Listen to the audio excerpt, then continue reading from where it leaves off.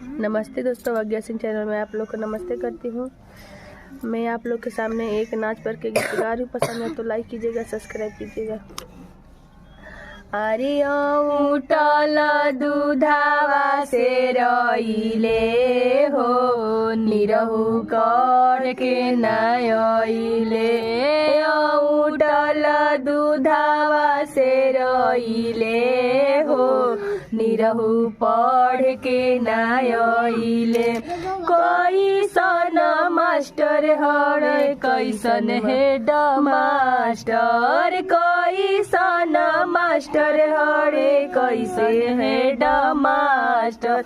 अरे कैसन हवे निरहु के संगतिया हो, निरहु पढ़ के नइलन। कैसन हवे निरहु के संगतिया हो, निरहु पढ़ के